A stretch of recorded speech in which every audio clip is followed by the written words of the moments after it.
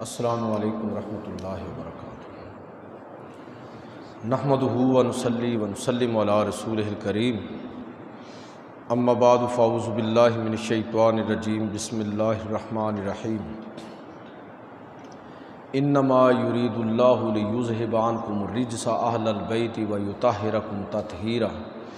صدق اللہ مولانا العظیم وصدق رسولہ النبی الکریم الامین، ونحن علی ذالک من الشاہدین والشاکرین والحمد للہ رب العالمین۔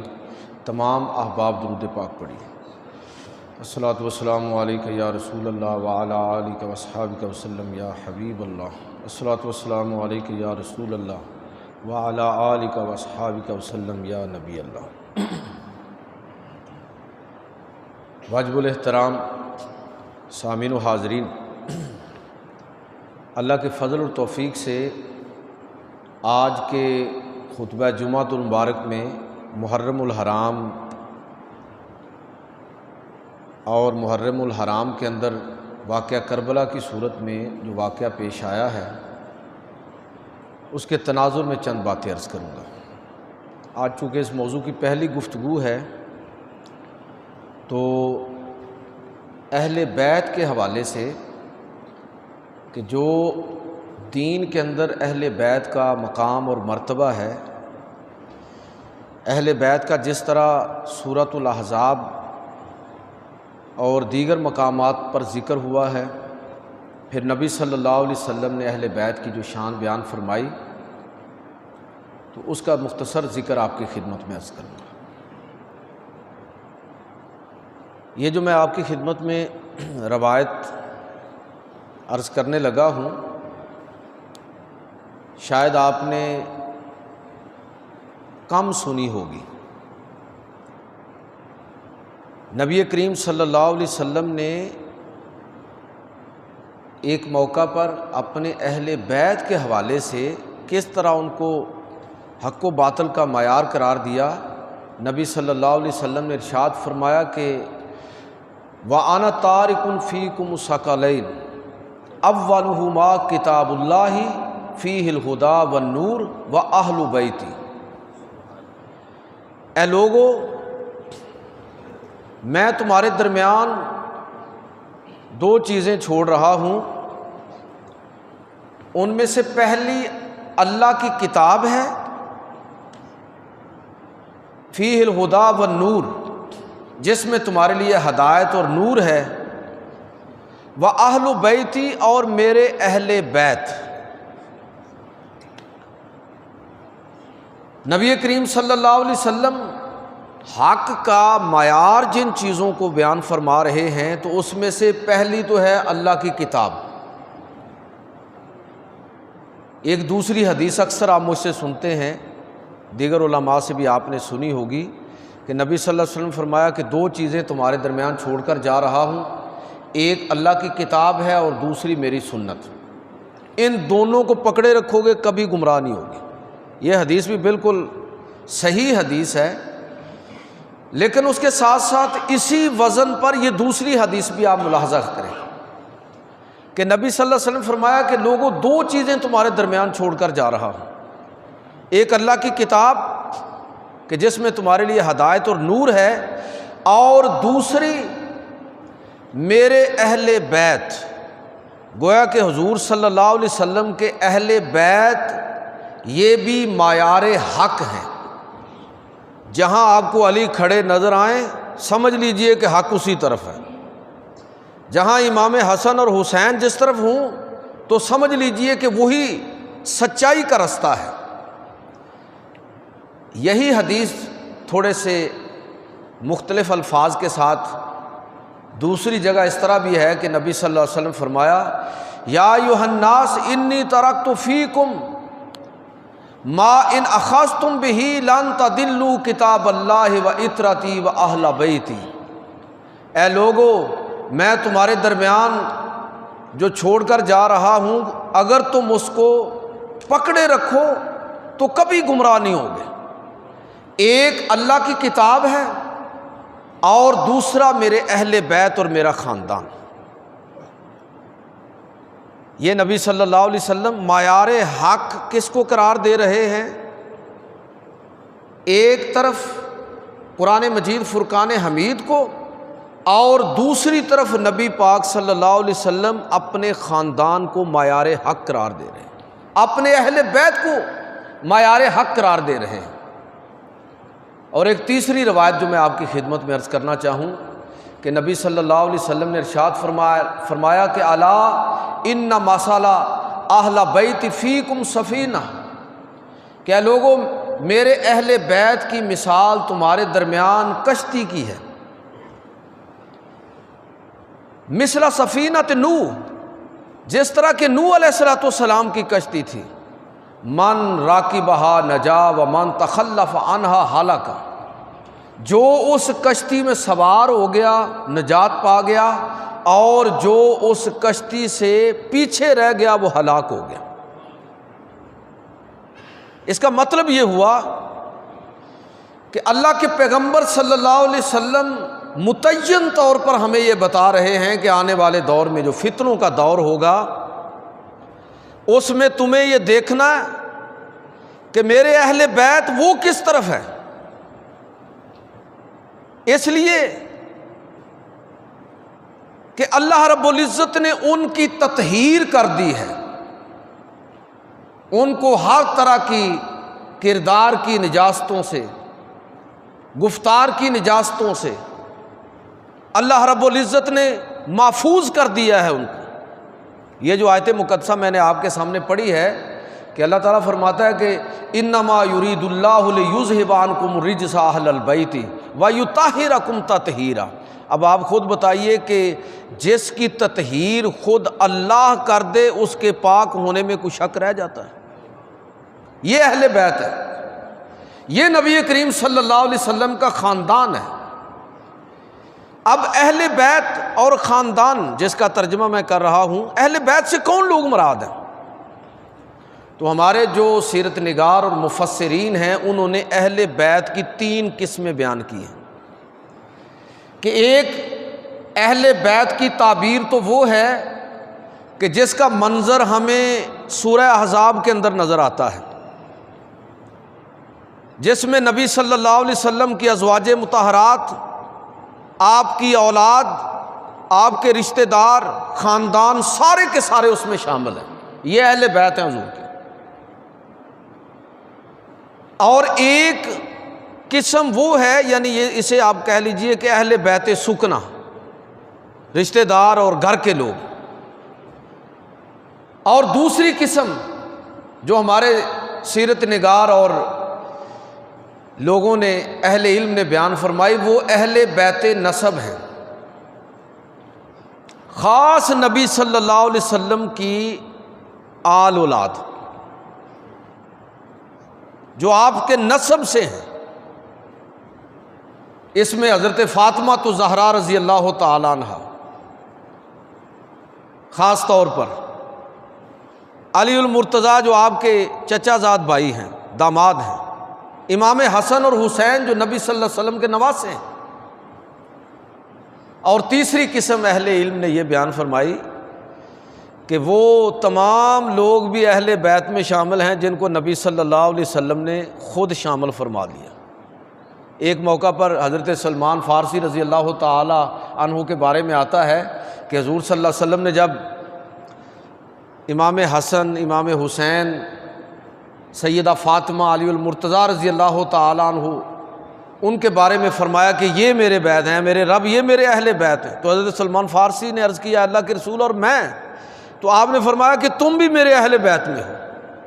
تو یہ وہ لوگ ہیں جن کو حضور نے خود شامل کیا۔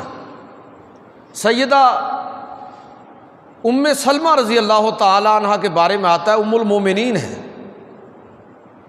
نبی صلی اللہ علیہ وسلم کی زوجہ ام المومنین سیدہ ام سلمہ۔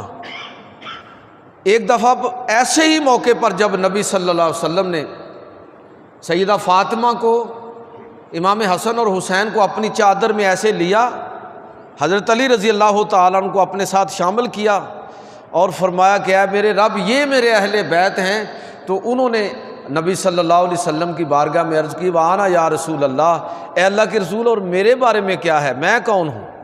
تو فرمایا وَأَنْتِ، اور تو بھی شامل ہے۔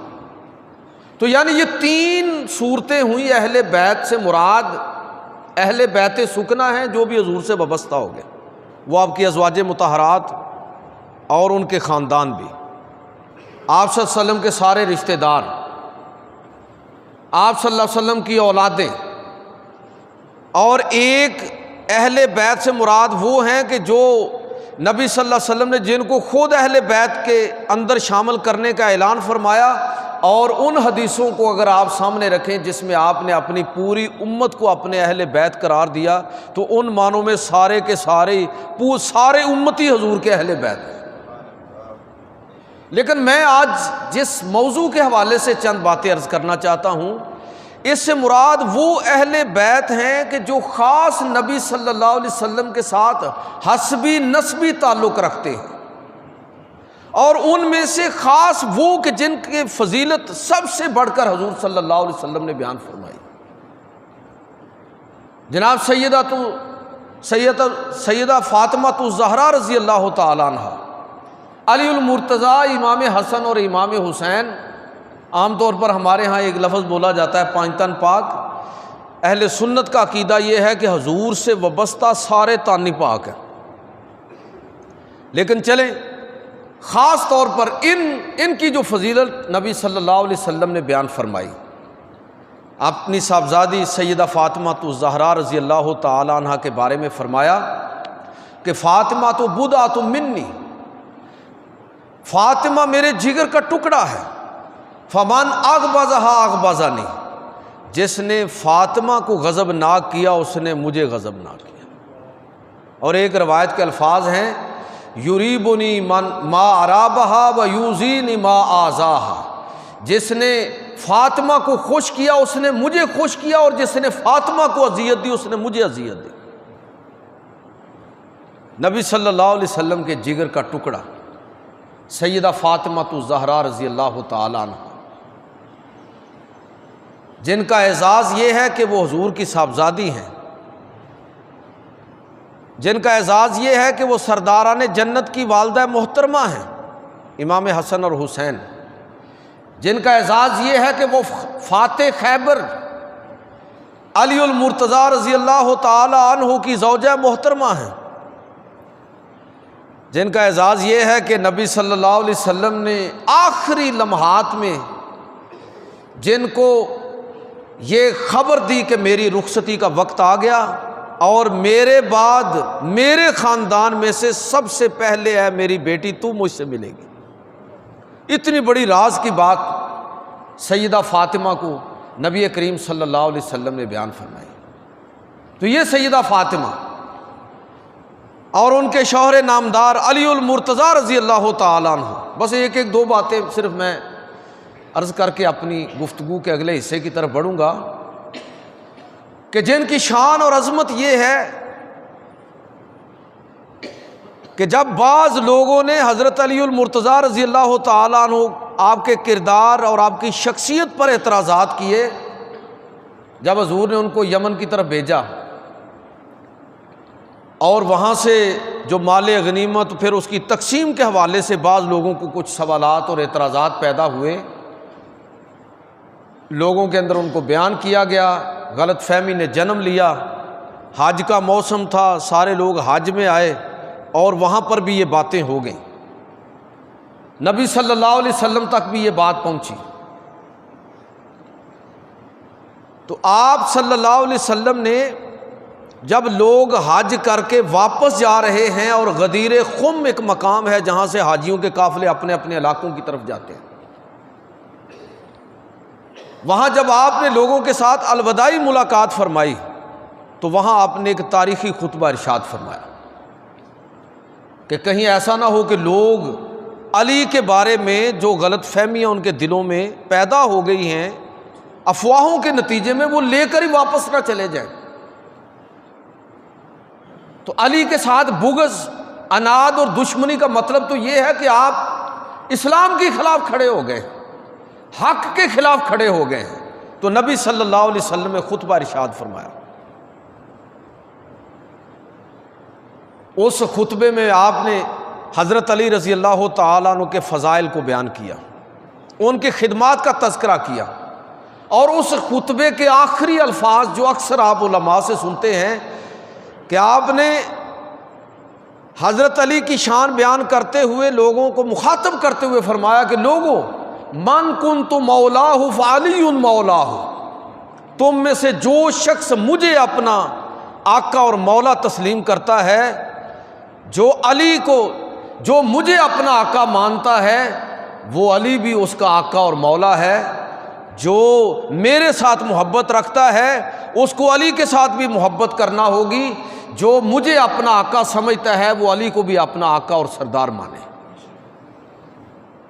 نبی صلی اللہ علیہ وسلم نے حضرت علی المرتضیٰ رضی اللہ تعالیٰ عنہ کی یہ خطبہ حجۃ الوداع، جس کے چند مہینے بعد ہی آپ کا وصال ہو گیا، یہ حضرت علی کی شان میں تاریخ ساز خطبہ دیا۔ آگے بڑھیے، امام حسن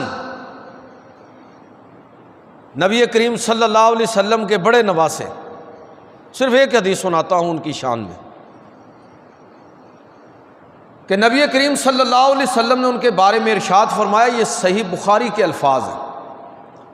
نبی صلی اللہ علیہ وسلم نے فرمایا ابنی ھذا سید، میرا یہ بیٹا حسن یہ سردار ہے۔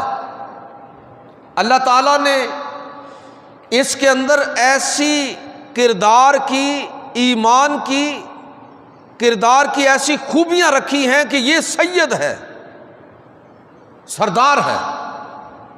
اور فرمایا کہ وَلَعَلَّ اللَّهَ أَن يُصْلِحَ بِهِ بَيْنَ فِئَتَيْنِ مِنَ الْمُسْلِمِينَ، اللہ اس کے ذریعے مسلمانوں کے دو گروہوں کے درمیان دشمنی کو ختم کرے گا، اور دو مسلمانوں کے گروہوں کے درمیان میرا یہ بیٹا صلح کا سبب بنے گا۔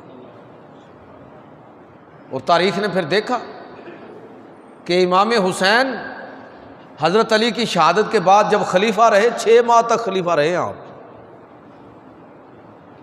اور جب یہ موقع پیدا ہوا کہ ایک طرف حضرت امیر معاویہ کی فوجیں ہیں اور دوسری طرف امام حسن وہ تیاریوں میں مشغول ہیں،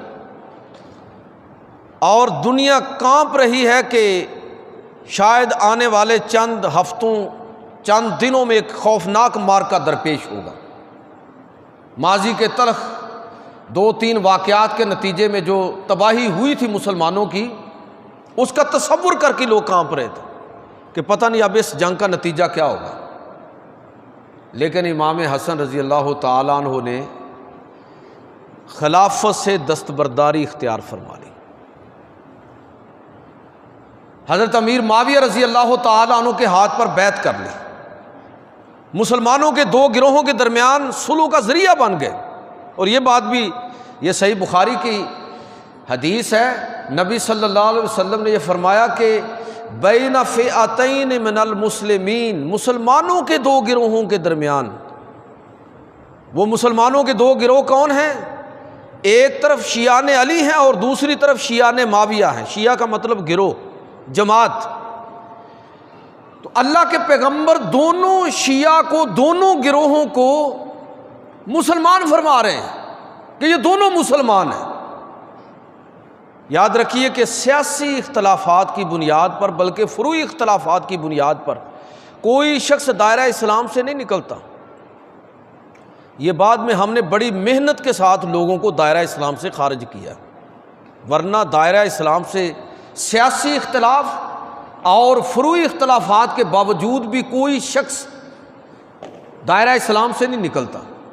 اللہ کے پیغمبر نے فرمایا تھا کہ من قال لا الہ الا اللہ فہو مسلم، جس آدمی نے یہ کہہ دیا نا کہ اللہ کے سوا کوئی معبود نہیں اور محمد رسول اللہ صلی اللہ علیہ وسلم اللہ کے نبی اور رسول ہیں، وہ مسلمان ہے۔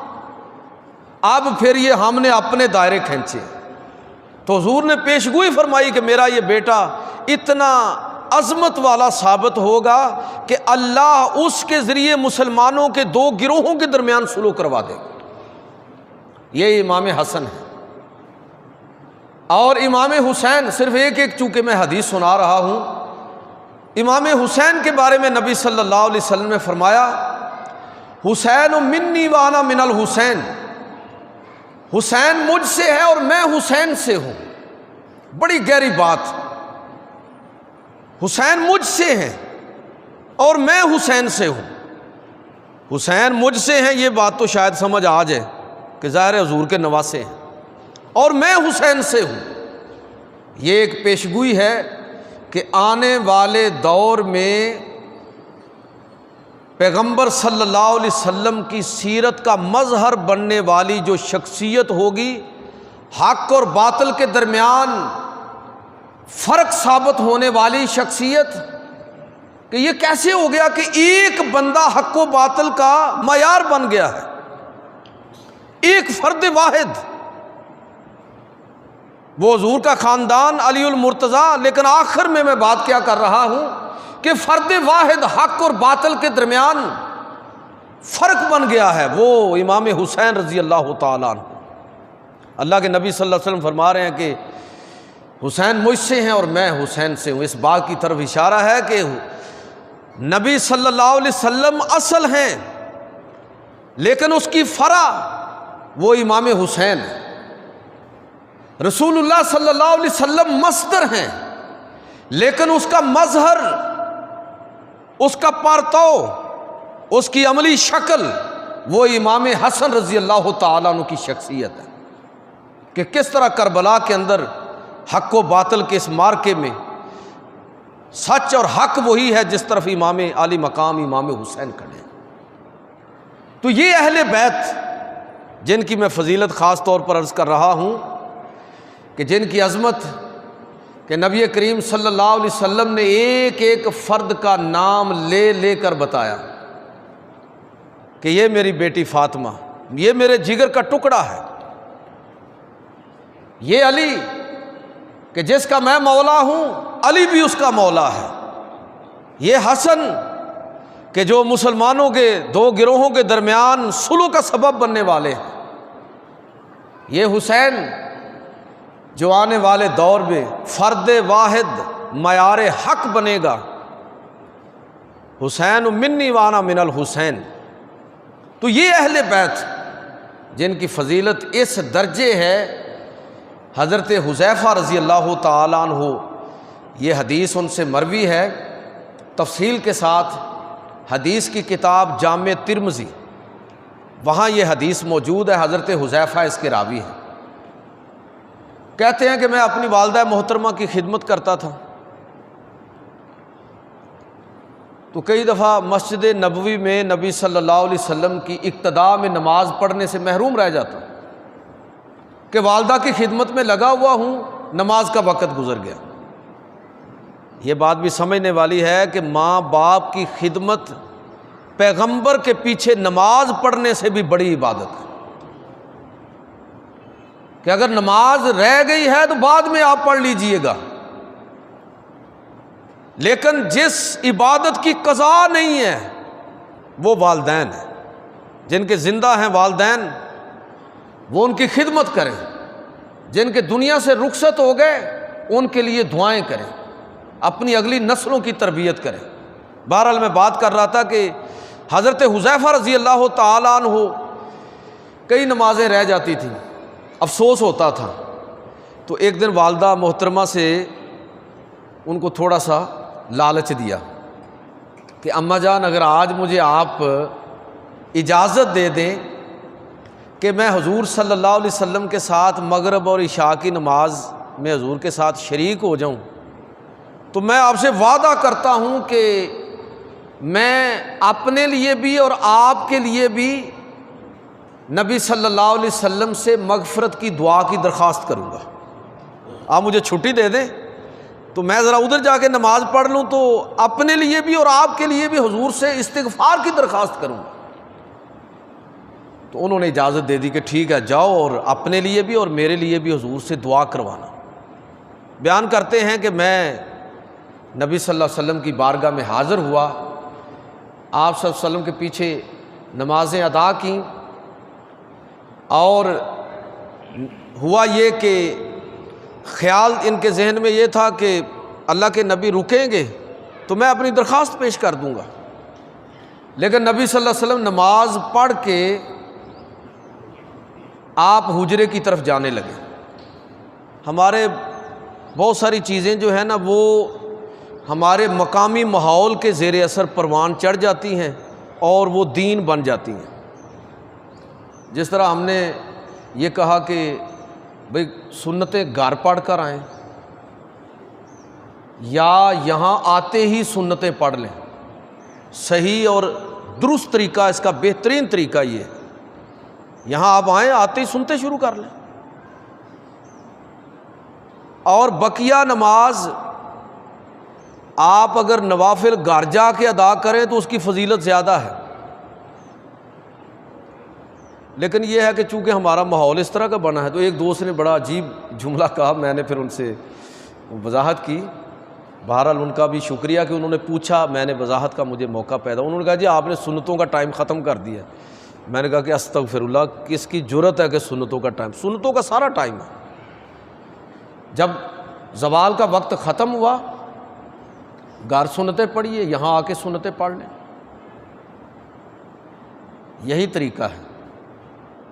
اب ہمارے ہاں کچھ چیزیں رہی نہیں اس طرح، ان میں سے ایک یہ بھی ہے۔ اب آپ وضو کر کے آئیں، ویسے مسجد میں داخل ہوں تو آتے ہوئے کیا کرنا چاہیے؟ 2 رکعت نماز تحیۃ الوضو تحیۃ المسجد پڑھیں، نہیں پڑھتے۔ اہل سنت کی مسجدوں میں رواج نہیں ہے، سنت ہے رواج نہیں ہے۔ مغرب سے پہلے 2 رکعت نفل مجھے ذرا بتائیے کتنے لوگ پڑھتے ہیں؟ ٹائم ہی نہیں دیتے ہم، پہلی بات تو یہ ہے۔ سنت ہے بھائی، آپ آئے ہیں اتنا وقت دے دیں لوگوں کو۔ یہ درمیان میں ذرا میں شروع ہو گیا ہوں، موضوع ہمارا ذرا دوسرا ہے، یہ کریکشن بھی ضروری ہے۔ تو بہت ساری چیزیں ایسی ہیں ہمارے ہاں، بس لوگوں نے اس کو بنا لیا ہے، اب اس میں سرے منہ ادھر ادھر ہونا جو ہے وہ سمجھتے ہیں کہ بس یہ اسلام سے ہٹ گئے۔ تو خدا کا خوف کریں، ہم نے بہت سارے طریقوں کو مسجدوں کے نشانات کے ساتھ وابستہ کر دیا ہے۔ یہ اہل سنت کی مسجدوں میں اس طرح کا معاملہ ہوگا، اہل حدیثوں کی مسجد میں یہ ہوگا، اہل تشیع کی مسجد میں یہ ہوگا۔ انا للہ و انا الیہ راجعون۔ واپس آتے ہیں نبی صلی اللہ علیہ وسلم، حضرت حذیفہ رضی اللہ تعالیٰ عنہ جب جانے لگے، حضور نماز پڑھ لی ہے، فرض پڑھ لیا اور اپنے حجرے میں جانے لگے، تکبیر کہی جاتی تھی تو آپ حجرے سے باہر تشریف لاتے تھے۔ یہ بھی اگر میں مسئلہ بیان کروں تو آج کا موضوع رہ جائے گا کہ یہ بھی ہمارے ہاں ایک مصیبت پڑی ہوئی ہے کہ تکبیر پڑھی جائے تو کھڑا کب ہونا چاہیے۔ اب جو ہماری مسجدیں ہیں ان میں بلا کب کھڑا ہوتے ہیں؟ جب امام کھڑا ہو یا قد قامت الصلاۃ پر کھڑا ہوتے ہیں۔ بھائی کھڑا ہونے کا کوئی ٹائم نہیں ہے، اگر امام شروع میں کھڑا ہے تو آپ کھڑے ہو جائیے، امام بیٹھا ہوا ہے تو آپ بیٹھ جائیے۔ نبی صلی اللہ علیہ وسلم کی سنت اور طریقہ یہ تھا کہ عام طور پر آپ جب یہ کہا جاتا کہ قد قامت الصلاۃ تو آپ اپنے حجرے سے باہر تشریف لے آتے تھے، تو لوگ اس وقت کھڑے، کوئی ٹائم اس کے لیے طے نہیں ہے۔ لیکن آپ ذرا ایمانداری سے بتائیے، اہل حدیثوں کی مسجد میں غلط طور پر شروع میں کھڑے ہو جاتے ہیں، غلط ہے۔ اور ہماری مسجدوں میں امام صاحب کھڑے ہوتے ہیں، وہ اسپیشل بیٹھتے ہیں کہ تاکہ ٹائم پر کھڑا ہوا جائے۔ یہ بھی اپنی طرف سے ہی ہم نے بنا لی ہے۔ اسی طرح یہ سنتوں والا مسئلہ لوگوں نے کھڑا کر دیا۔ ٹائم تھوڑا ہے، میں کہنا یہ چاہتا ہوں کہ ان چیزوں سے ذرا نکل جائے، جو مسلکوں کی پہچان چیز بنی ہوئی، آپ ان چیزوں کو دریافت کریں جو اصل میں دین سے ثابت ہے۔ اور اگر لوگ اس طرح بھی کرتے ہیں تو اعتراض اس پر بھی نہیں ہے، لیکن دوسری چیز پر بھی آپ اعتراض نہ کریں، اس میں بھی آپ کے لیے سہولت کا ایک پہلو دیکھا گیا تھا۔ میں بات کر رہا ہوں کہ نبی صلی اللہ علیہ وسلم گھر کی طرف جانے لگے، جامع ترمذی کے اندر ہے کہ حضرت حذیفہ نے دیکھا کہ حضور تو جا رہے ہیں، تو وہ پیچھے آپ صلی اللہ علیہ وسلم کے پیچھے چل پڑے۔ قدموں کی آہٹ کو حضور صلی اللہ علیہ وسلم نے سن لیا اور فرمایا کہ حذیفہ ہو۔ یہ بات ذہن میں رکھیں کہ پیغمبر کی شان کیا ہے کہ اگر وہ نماز پڑھاتے ہوئے امام کا منہ کس طرف ہوتا ہے؟ سامنے کی طرف، قبلے کی طرف، لیکن اللہ کے پیغمبر نماز پڑھا رہے ہیں اور پیچھے مقتدیوں نے اگر حرکت کی ہے تو نبی صلی اللہ علیہ وسلم نماز کے بعد ان کو ہدایت کر رہے ہیں کہ بھائی نماز میں حرکت نہ کیا کرو۔ لوگوں کو تعجب ہوا کہ حضور کو کیسے پتہ چلا؟ تو نبی صلی اللہ علیہ وسلم نے، یہ صحیح بخاری کی حدیث ہے، حضور نے فرمایا قسم بخدا جس طرح میں سامنے دیکھتا ہوں اسی طرح پیچھے بھی دیکھتا ہوں۔ تو فرمایا حذیفہ ہو؟ عرض کی ہاں اللہ کے رسول۔ فرمایا کہ اللہ، یا اب یاد کیجئے کہ کس لیے انہوں نے حضور کی پیروی کی ہے اور آپ کے پیچھے کس لیے چلے ہیں؟ تاکہ درخواست کریں، اپنی والدہ سے جو وعدہ کر رکھا ہے اس وعدے کو پورا کرنے کے لیے حضور سے درخواست کریں کہ اللہ کے رسول میرے لیے اور میری والدہ کے لیے مغفرت کی دعا کیجئے۔ تو قدموں کی چاپ کو سنا تو فرمایا حذیفہ ہو؟ عرض کی ہاں اللہ کے رسول۔ جامع ترمذی کے الفاظ ہیں، نبی کریم صلی اللہ علیہ وسلم فرمایا اے حذیفہ اللہ تیری اور تیری ماں کی مغفرت فرمائے۔ نبی کریم صلی اللہ علیہ وسلم کی شان یہ ہے کہ آپ کسی کے دل پر نگاہ ڈالیں تو اللہ نے جو آپ کو شان اور عظمت اور جو مقام عطا فرمایا ہے تو آپ دلوں کے راز اس کے پردے بھی اٹھ جائیں۔ فرمایا کہ اللہ تیری اور تیری والدہ کی مغفرت کرے، بن مانگے مل گیا۔ پھر نبی صلی اللہ علیہ وسلم نے ان کو مخاطب کرتے ہوئے فرمایا، آج کے موضوع کے حوالے سے حدیث سنا رہا ہوں، نبی صلی اللہ علیہ وسلم فرمایا اے حذیفہ ابھی میرے پاس اللہ کی طرف سے ایک ایسا فرشتہ آیا ہے جو اس سے پہلے کبھی زمین پر نازل نہیں ہوا۔ اس نے مجھے اللہ کا سلام پہنچایا ہے اور اللہ کی طرف سے یہ خوشخبری دی ہے کہ اللہ نے اس کو حکم دیا کہ جائیے میرے پیغمبر کو سلام کیجئے اور خوشخبری دیجئے۔ وہ خوشخبری کیا ہے کہ بے ان فاطمہ سیدۃ النساء اہل الجنہ وَأَنَّ الْحَسَنَ وَالْحُسَيْنَ سَيِّدَا شَبَابِ اہل الجنہ۔ میرے پیغمبر کو بتا دیجئے کہ آپ کی صاحبزادی جنت کی عورتوں کی سردار اور آپ کے نواسے حسن اور حسین جنت کے سرداروں، جنت کے نوجوانوں کے سردار ہوں گے۔ یہ خوشخبری دیجئے۔ یہ شان ہے اس گھرانے کی، ایک ایک فرد کی۔ اب میں آخری نقطے کی طرف آتا ہوں۔ کیا یہ ساری عظمت جو سیدہ فاطمہ کے لیے ہے، علی المرتضیٰ حسن و حسین کے لیے ہے، صرف اس وجہ سے ہے کہ وہ حضور سے خاندانی یا حسبی نسبی تعلق رکھتے ہیں؟ اگر یہ بات ہوتی تو بھائی لوگ کہہ سکتے تھے کہ بھائی یہ تو اپنے خاندان کو اوبلائج کرنے والی بات ہے، یہ تو اقربا پروری ہے کہ جی اپنی بیٹی ہے، اپنا داماد ہے، اپنے نواسے ہیں، تو اپنے خاندان کی فضیلتیں بیان ہو رہی ہیں۔ میرے بھائیوں، اللہ کے پیغمبر صلی اللہ علیہ وسلم نے یہ جتنی عظمت اور شان اہل بیت کی بیان فرمائی، یاد رکھیے کہ اس وجہ سے نہیں کہ یہ حضور کا خاندان ہے، اس وجہ سے نہیں کہ حضور کے حسب نسب سے تعلق رکھتے ہیں۔ اگر آپ غور کریں گے تو آپ کو یہ سمجھ آئے گی کہ حسب نسب کی فضیلت صرف اسی وقت انسان کو ملتی ہے جب اس کے ساتھ ایمان اور کردار بھی ساتھ شامل ہو جائے، ایمان اور کردار بھی ساتھ شامل ہو۔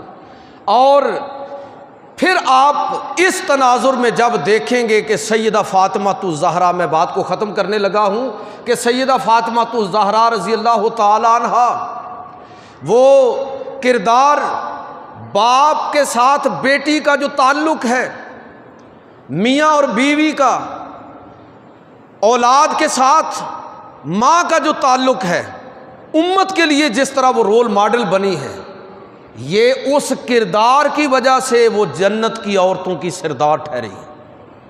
علی المرتضیٰ 10 سال کی عمر میں سارا خاندان حضور کی مخالفت کر رہا ہے، فرماتے ہیں کہ اگرچہ میری ٹانگیں کمزور ہیں، میرا جسم لاغر ہے، لیکن جو دعوت محمد الرسول اللہ دے رہے ہیں میں اس کے ساتھ کھڑا ہوں۔ امام حسن اور حسین نبی صلی اللہ علیہ وسلم کی سیرت کا پرتو بن گئے۔ اقتدار کی نفسیات کیا ہے؟ تاریخ اٹھا کے دیکھیں، ہم بہت ساری چیزیں یہاں بیان نہیں کرتے کہ اتنی خوفناک ہے۔ بنو امیہ نے جس طرح اہل بیت پر ظلم کیے وہ تاریخ ہے۔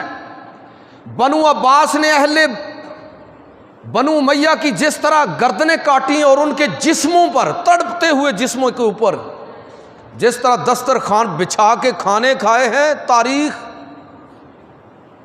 وہ سارا بیان تاریخ کا حصہ ہے۔ یہ اقتدار کی نفسیات ہے۔ عثمانی ترک جو بادشاہ بن جاتا باقی سب کو گردن اڑا دیتا تھا۔ मुग़लों को देख लें, हम बड़ी बात करते हैं औरंगज़ेब आलमगीर की, अपने भाई शुजा को, मुराद को, दारा को खुद कत्ल किया उसने, बाप को कैद कर दिया शाहजहान, उसके इक़्तिदार में आने के बाद 8 साल तक बाद में ज़िंदा रहा। यही इक़्तिदार की तारीख़ है। इस्तिस्ना है तो सिर्फ़ और सिर्फ खुलफ़ाए राशिदीन को या अहले बैत को इमाम हसन ने किस तरह इक़्तिदार को कुर्बान कर दिया। इमाम हुसैन इक़्तिदार के लिए खड़े हुए थे, कतन नहीं। अगले जुमे इंशाअल्लाह इस पर बात करूँगा। तो इस ख़ानदान को अल्लाह ने पाक किया, नबी सल्लल्लाहु अलैहि वसल्लम ने उनको मायार हक करार दिया। तो अकरबा परवरी और हसब नसब की निस्बत की वजह से नहीं, बल्कि किरदार की अज़मत की वजह से ये मकाम उनको मिला है। तो मेरे भाइयों, वो किरदार क्या था उसको दरियाफ्त करने की ज़रूरत है। अल्लाह ताला मुझे और आपको अमल की तौफ़ीक़ अता फरमाए।